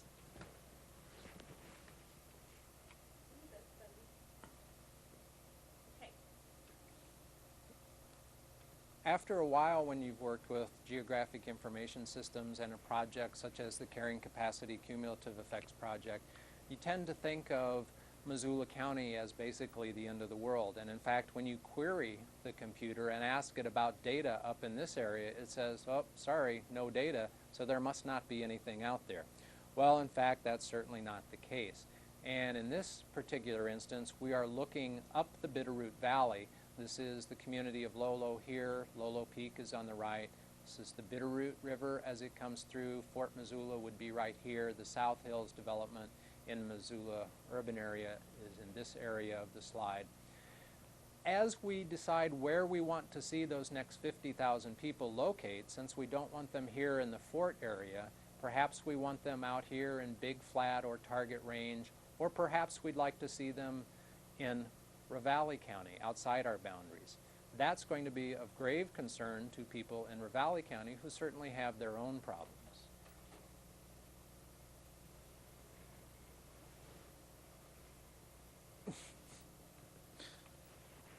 I forgot about Kitty. I just forgot about Kitty being there. Sitting over here trying not to chuckle. He's a cute kitty. Oh, Kitty, kitty, kitty, kitty. Doesn't it just make your stomach squeam when you see him, though? Just like, With all the buildup. I've never heard you do that buildup before. That cute face. you little nose. Or else I can tell him to just talk fast. I'll do that. Say less. I'll do that. Okay. Okay. Go. In Ravalli County, if we look at the Census Bureau projections for their growth, and remember these are the conservative projections, we see that in 1992 they had approximately 27,000 people in Ravalli County. Within the next 18 years, or 17 years now, they'll have approximately 70,000 people in Ravalli County at this growth rate. 70,000 people is roughly the number of people that live in the Missoula urban area today.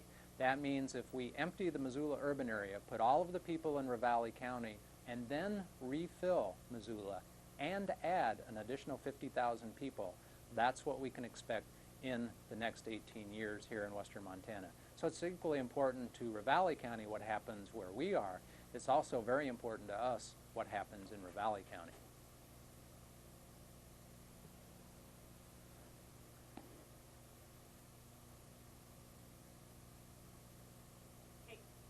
If we look at Ravalli, Missoula, Lake, and Flathead counties and look at the conservative population projections based on census data for 1992 to the year 2012, we see that we'll go from 195,000 people between Darby and Whitefish to 350,000 people between Darby and Whitefish by the year 2012.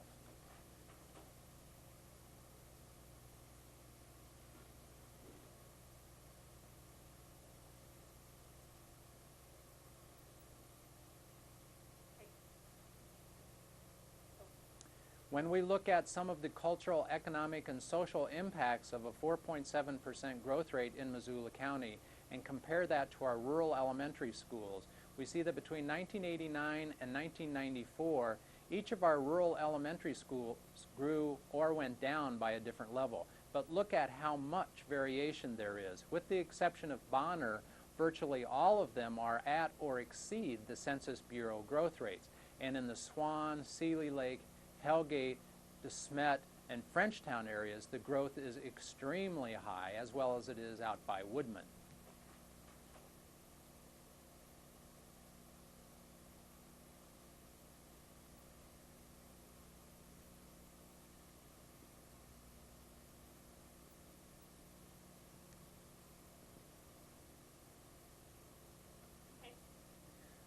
Again, utilizing some of the GIS technology and looking at school enrollments from 1989 to 1993, and then looking at what the cultural and economic situation issues are out there, we find that the rural-only enrollment throughout Missoula County. The average was 10%, excuse me, when we include the urban area of Missoula.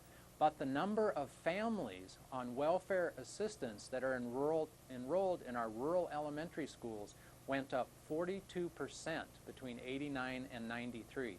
Again, remember, we only had a 4.7% growth rate between 90 and 92. If we look at all elementary schools in the urban area, as well as, I got to start over on this one, I lied at the beginning.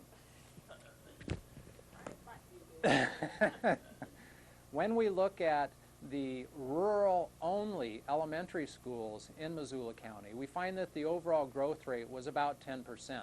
But look what happened to the families on welfare assistance whose children are enrolled in our rural elementary schools. That went up 42% between 1989 and 1993. Remember, that went up 42% versus a 4.7% Census Bureau growth rate between 1990 and 1992. If we look at all elementary schools, including the urban area, they're up 4%, but also their welfare assistance, all of our elementary schools, up 30% in terms of the number of students whose families receive welfare assistance.